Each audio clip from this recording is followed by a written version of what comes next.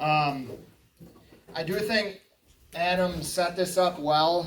At the beginning, he was just talking about how the goal is to provide opportunities to help farmers improve their grazing so they can limit the amount of stored feed. And I want to make sure, so I was asked to talk about bale grazing today, and that's what I'm going to talk about, but I want to make sure that we don't lose the forest for the trees here, and that we don't get so focused on bale grazing that we ignore all these other things that we should be doing to try to keep our operations as profitable as we can. There you go, Greg, I used your word. I caught that. Profit. So, I know Adam asked you to do this, but I just want to see one more time. How many of you are outwintering livestock outside? Okay, how many are bale grazing? Okay, so I'll try to maybe provide a couple things for people who are bale grazing, and for those of you who aren't, this is something, maybe some fodder for thought, maybe something to consider in the future. I also, before I get going here, my friend Ashley is in the back. He's going to be talking later. I should have put duct tape on his mouth because, as Adam was saying, some things work for some people and don't work for others, and Ashley could come up here and give you every reason why to not bale graze after this winter. But so I work for University of Wisconsin as the Extension Grazing Outreach Specialist. I've been involved with the university for about 10 years now. I've done a lot of research in grazing systems, but I also graze on my farm. And so I'm actually going to be speaking more from my personal experiences here today because I haven't done a whole lot of research with bale grazing because it's one of those systems that's incredibly difficult to actually collect scientific data in. So this is going to be more farm level data. So when it comes to outwintering and winter feeding systems, there's really three main goals to make that system profitable, or to make it successful, I should say. The first is maintain growth. So we have to be able to transition to that system and not sacrifice growth or animal performance. Also, sustained health. We can't be compromising the health of our livestock. And then third, it has to be cost effective. So for outwintering, there's lots of different ways to do this, lots of different methods. This isn't an exhaustive list here, but basically the main ones would be stockpile grazing, grazing cover crops, grazing crop residues, set stock feeding, bale grazing, and bale unrolling. I'm not going to talk a whole lot about stockpile grazing, but I'll mention it a little bit. And as I said, I'm going to talk mostly about bale grazing today. But the reason I have both of those highlighted is I really think that as we talk about using bale grazing on our operations, and going back to what Adam started out saying, just limiting our stored feeds, stockpile grazing, I really believe, should be a critical part of our bale grazing operations as well. Also, I will try to stop at a couple points. I've got a couple slides that take a little time to get through, and I'll try to stop there and see if there's any questions. But if anyone does have something that you want me to clarify, just raise your hand as we go through this.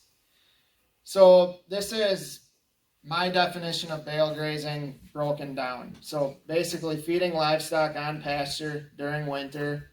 Bales of hay are preset and left stationary.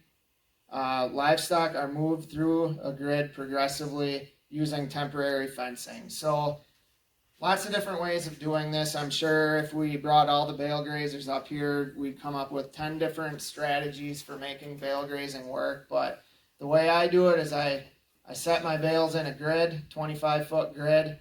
I'll explain why that spacing a little bit later. I use poly wire. I give them access to 4 bales at a time. I have my bred animals and my steers in 2 different groups over the winter. and I use fiberglass posts pushed into the bales. So when it comes to outwintering on pasture, this isn't something that we just start thinking about in September or October. We really have to start planning this the day we start grazing. We have to plan this throughout the entire grazing season. And we really do need to be thinking about implementing multiple strategies, and the goal should be to extend the grazing season as much as possible before we get to bale grazing. And I think the one thing, so I've listened to lots of people over the years talk about bale grazing and talk about it as it's this great, wonderful thing, but I do think that we have to acknowledge from the start that bale grazing is expensive.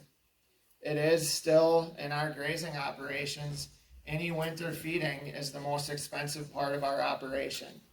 And so if we stand up here and talk about it like it's this great practice that blows everything else out of the water, but we fail to acknowledge the fact that it still is the most costly thing that we do on our operation, then we're missing the mark and maybe overselling it a little bit. So bale grazing is cost effective, but any stored feed is still expensive, relatively speaking. So this is my farm in November of 2020, and I think, so this is a shot from the poor man's drone standing on the roof of my house. And I think this is a good representation of achieving those goals. It took me a few years to get to where it looks like this in November, but you look at how much grass is still out there after several rotations. You can kind of see where they had just gone through and where they've ended up. I've got my bales set out, but I'm not feeding them yet. I'm still grazing stockpiled pasture. But you look at the stuff that wasn't stockpiled, and there's quite a bit there as well. So I just show this to show with proper planning where we can end up late in the season. So this would be kind of a timeline on my operation and operations like mine. So basically we turn out sometime in spring. Sometime after we begin the grazing season, we start to think about any renovation that needs to be done on our outwintering areas. I'm not going to talk a whole lot about that today. I actually gave an entire presentation on that earlier this week. Pasture renovation is there's a lot of different approaches to that as well. But occasionally after bale grazing, renovation is going to be necessary, and sometimes it's not. But if it is something that we do, it's sometime between May and June that we do that.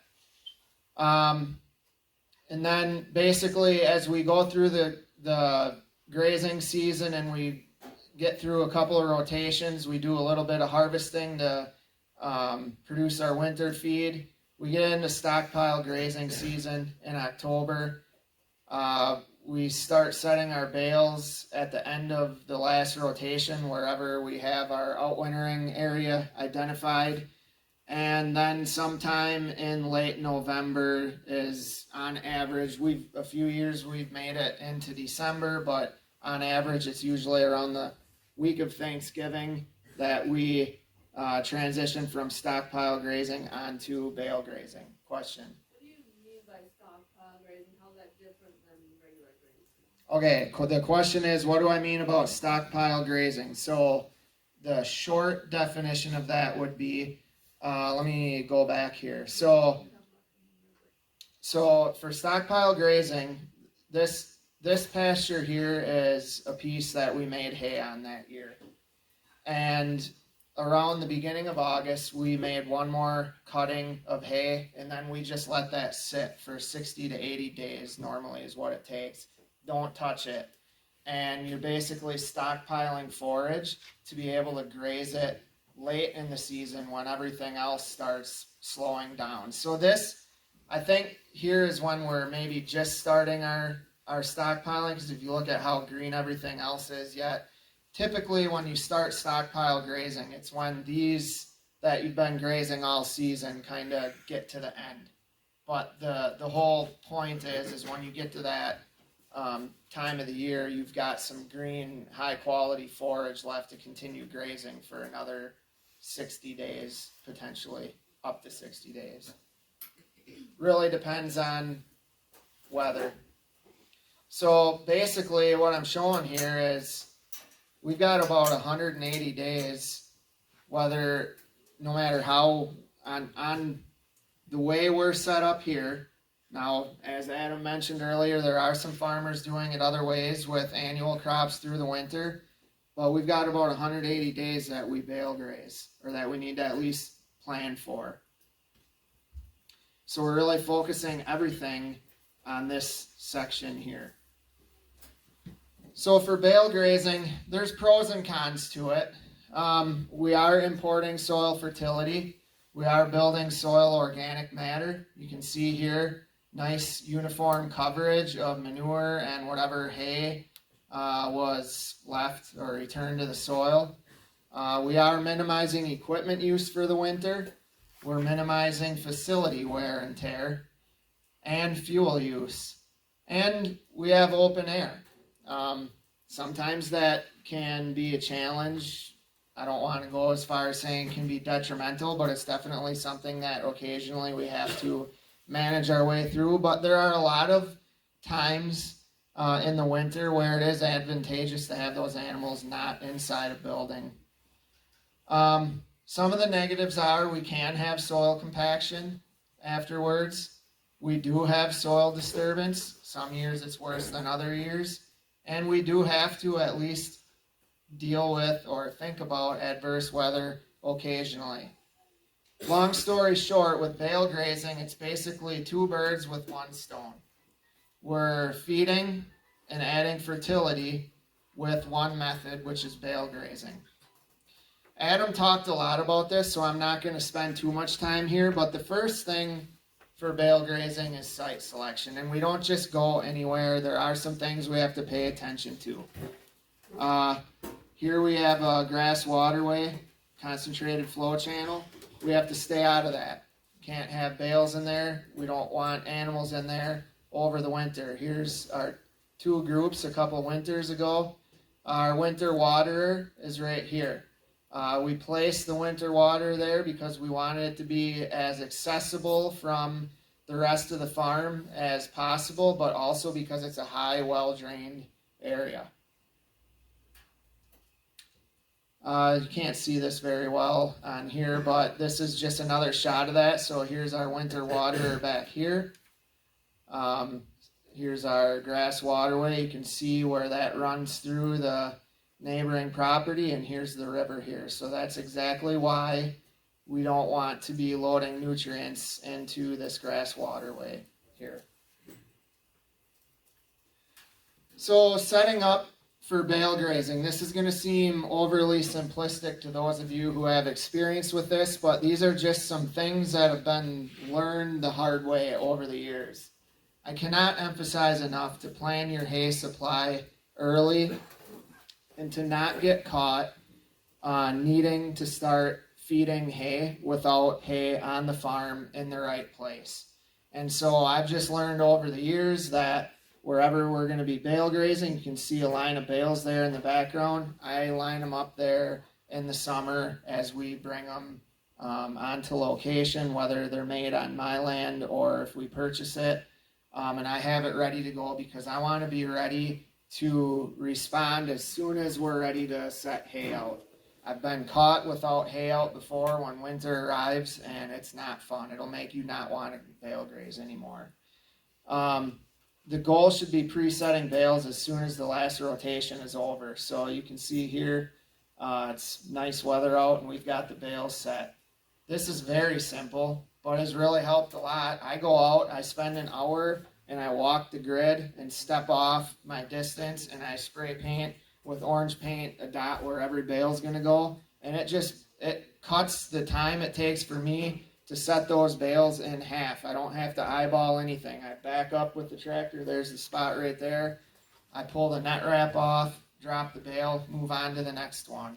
And it's a pretty quick process. So I can get 200 bales set out in an 8-hour day about. So I do pull the net wrap off of my bales. Not everybody does that. Some people are extremely uncomfortable because every once in a while, if you get those super high wind days, you'll find 1 or 2 or 3 of the bales that don't hold up as well as the rest of them, and they'll start blowing apart a little bit. I'm okay with that. It doesn't go far. It makes a couple of them look ugly for a little bit, but I haven't had major loss from that.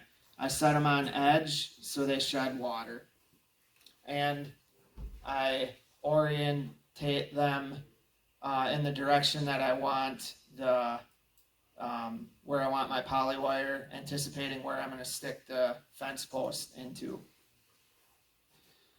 So estimating hay needs, this is something that I've refined over the years as well.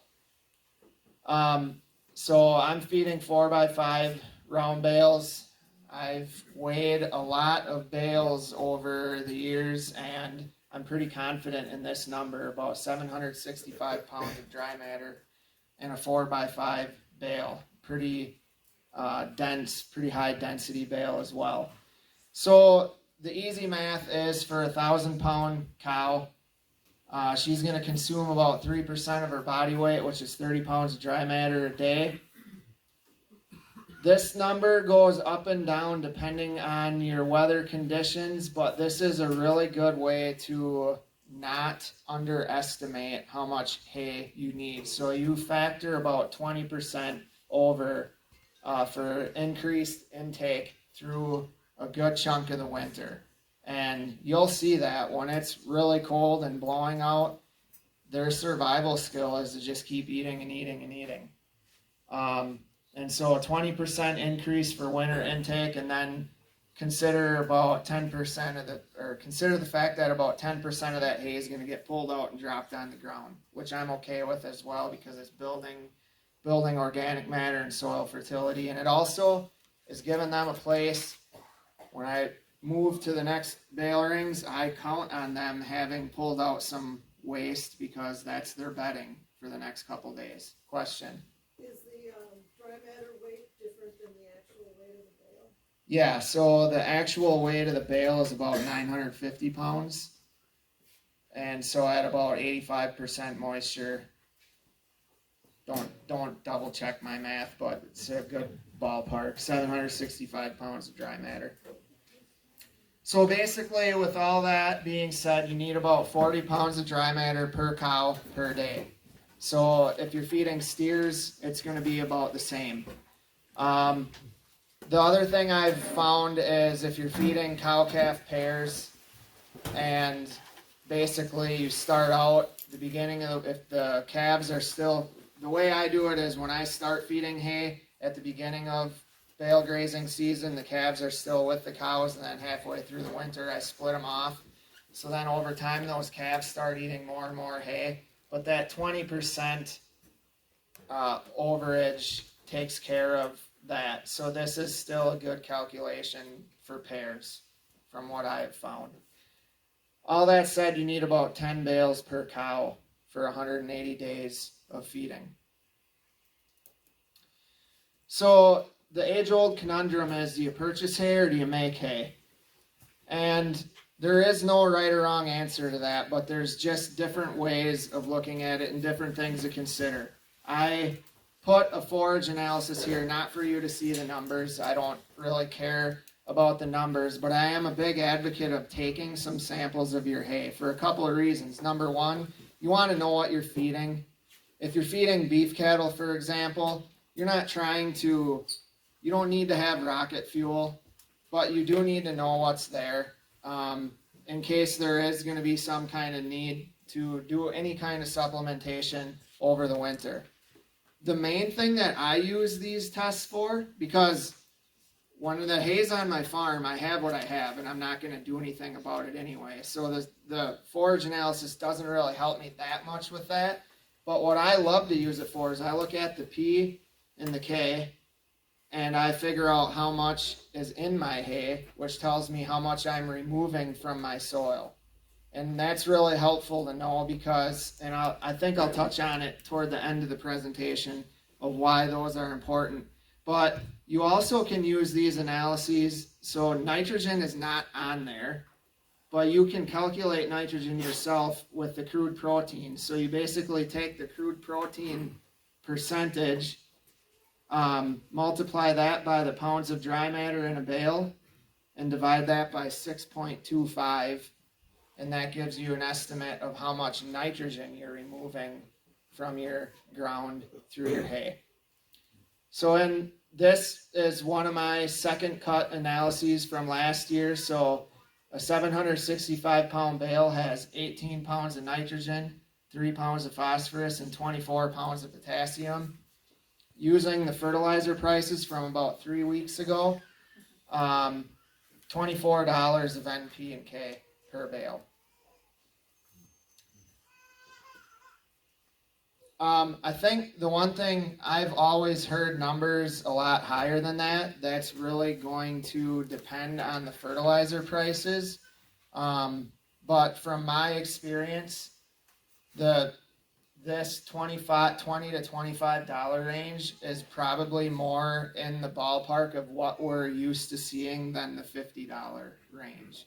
Just keep that in mind. This is also a good, if you just keep $25 in your head as you're shopping for hay, if you ever see hay that's like $30 a bale or $40 a bale even, you're basically, that farmer is not making any money selling the hay because they're basically selling $25 and it costs another $25 to make the hay.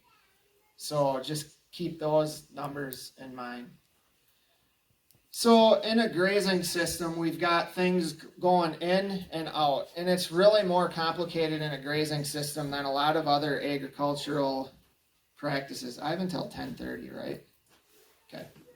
Including questions. Okay, sounds good. So I think this is important to look at and to consider because there's so many in grazing, and I don't show a lot of the data. I don't show any of the data here, but I just wanted to point this out right here. If you look at what's going into a system, so we have like the no-brainers like manure. So let's just say we grazed a pasture 4 times through a season.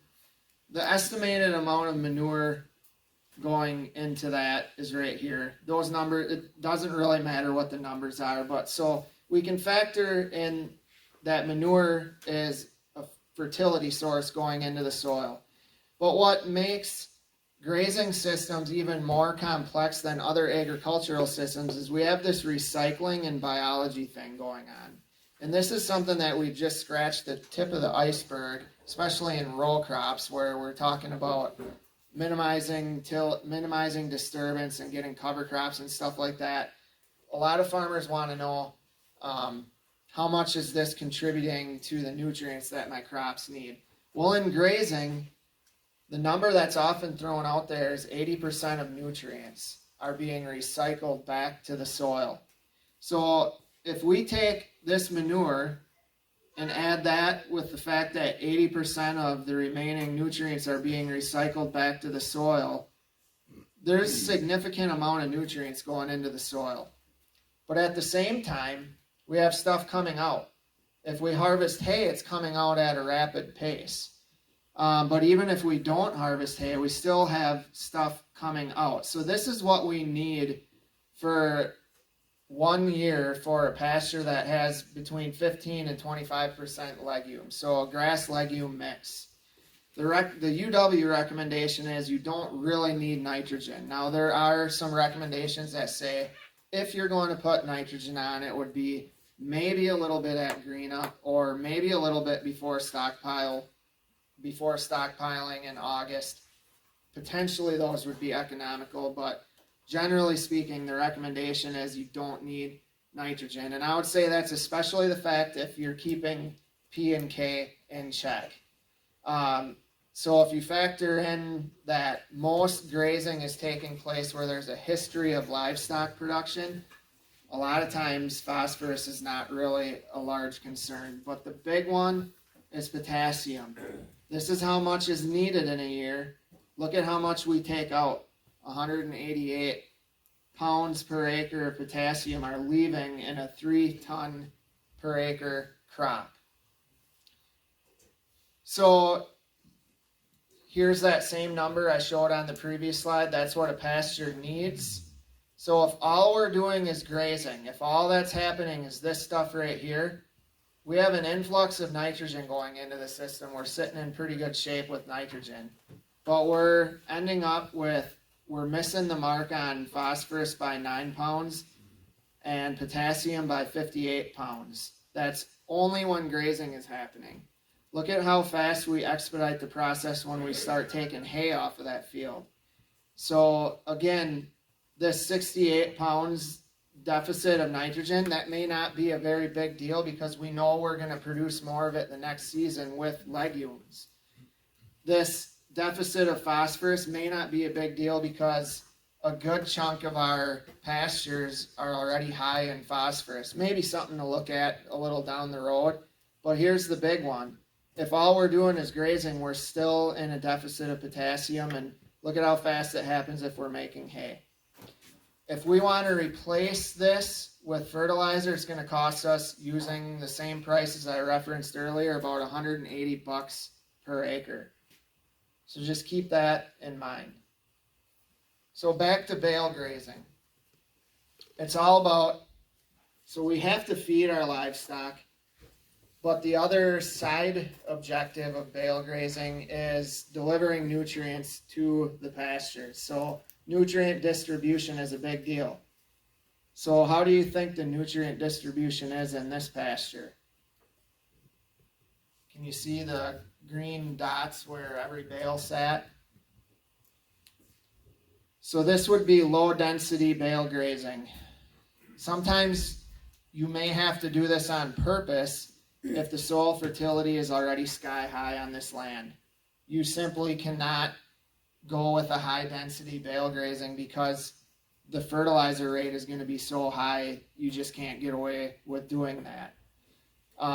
One way, so in order to keep that rate low, you have to keep quite a bit of distance between bale grazing. Now the downside of it is you end up with these spots where there's nothing.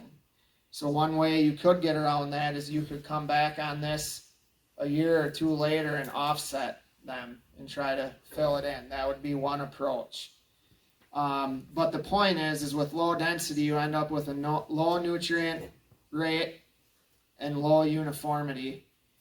On a 70 foot grid where you have 70 feet between bales, that's about 9 bales per acre, about 3 tons of dry matter per acre.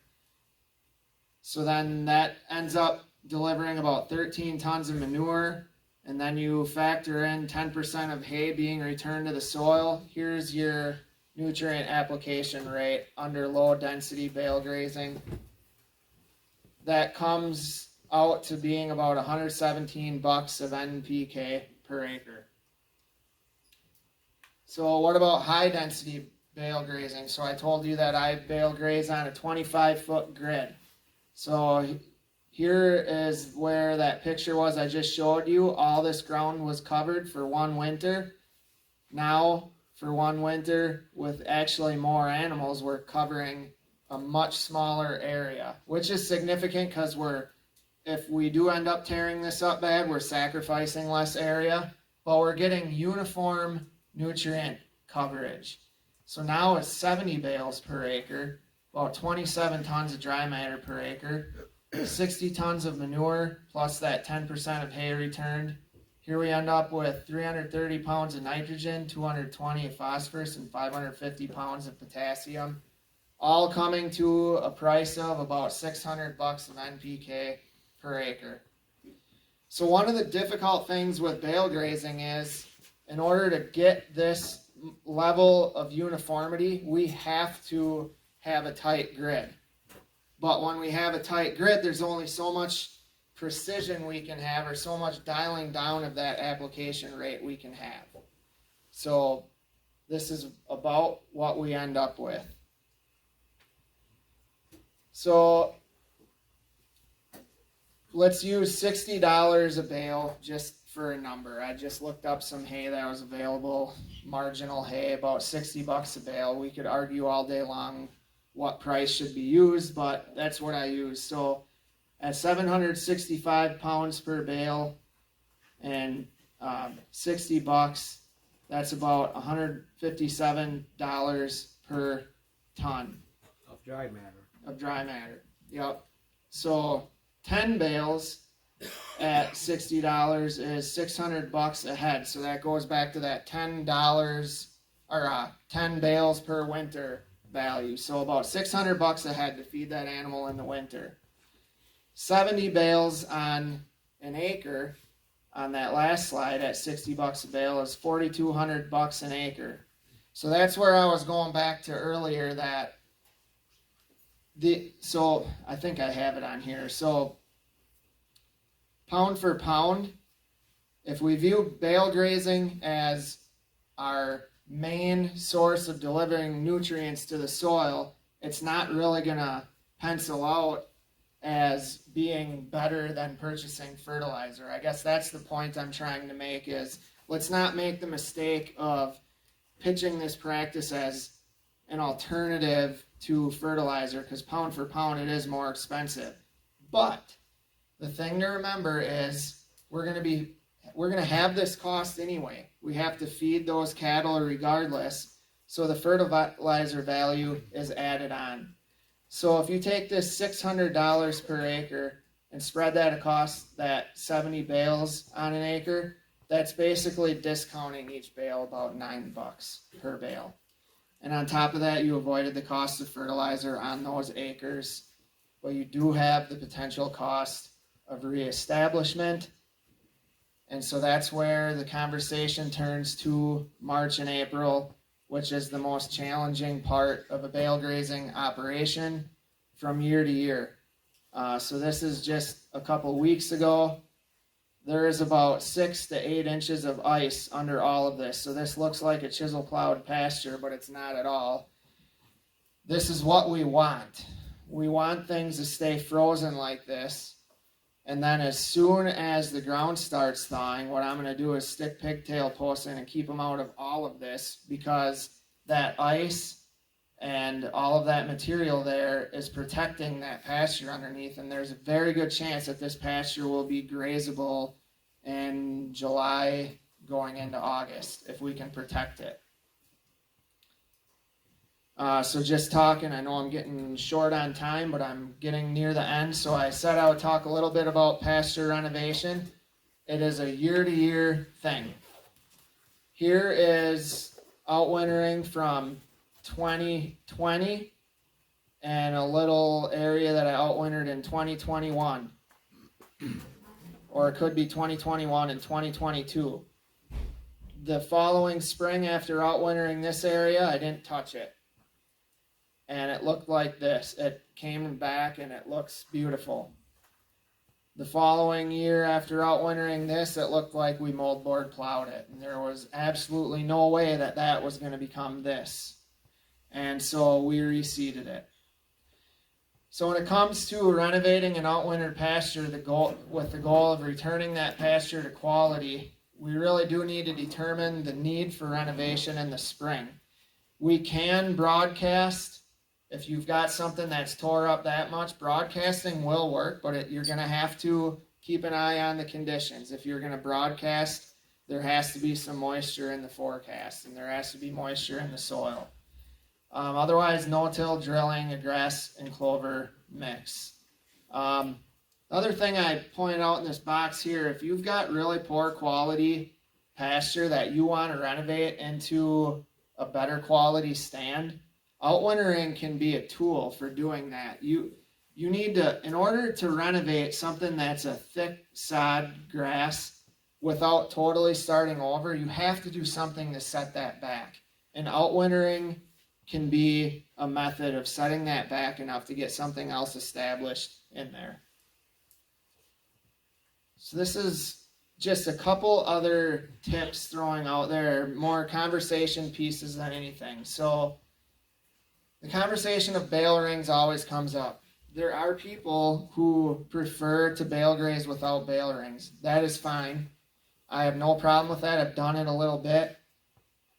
But it has to be understood that you need a lot more hay to do that. There's no way around it. You're going to be returning much more than 10% of that hay to the soil if you're not using bale rings. Some people want to do that, and that's fine, but just go into it knowing you're going to need twice as much hay if you want to bale graze without bale rings. So then the question is, well, what kind of bale rings? Plastic or steel? So I use both. I see one of the vendors here is actually this very bale ring here. I love these. I will buy more of them someday. But I will tell, and the advantage is these save your back. These don't rust. They also don't get dinged up quite as bad. They also, I have had the skirting come loose on some of the steel rings and end up cutting an animal before. So there are a lot of advantages to these. There's one advantage to the steel rings. When they get empty and these get bored and they push it, when it hits that wire, they stop pushing it.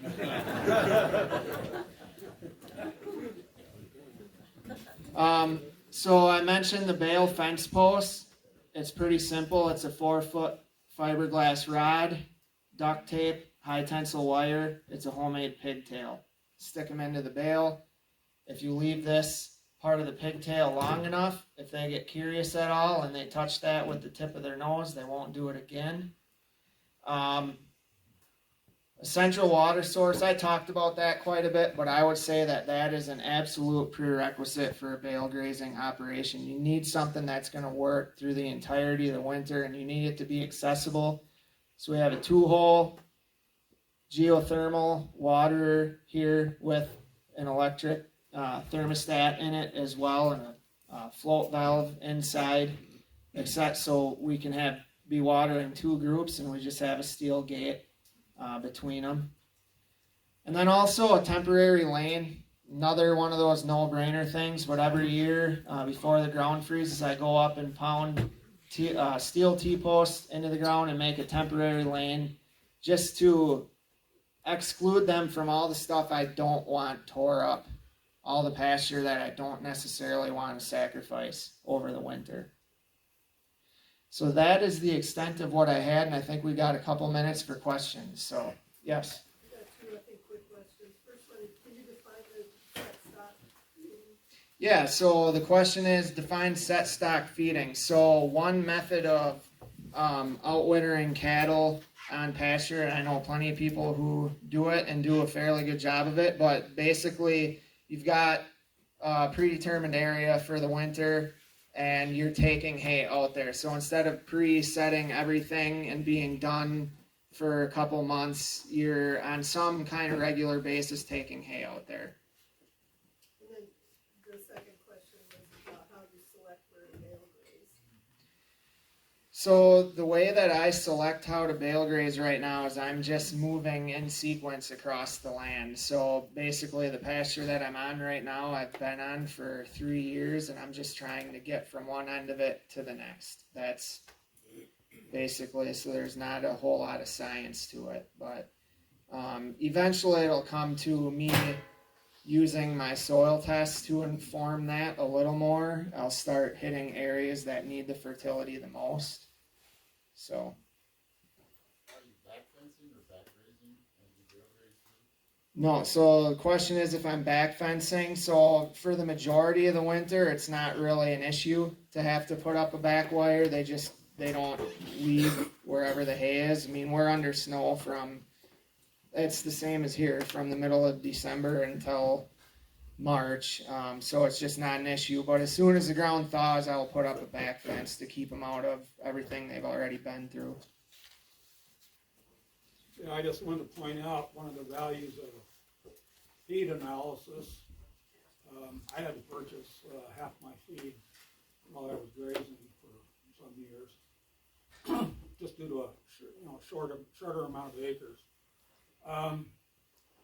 The feed analysis will also, especially with the micros, will give you a pretty good idea of where you're deficient in your mineral needs for the cattle.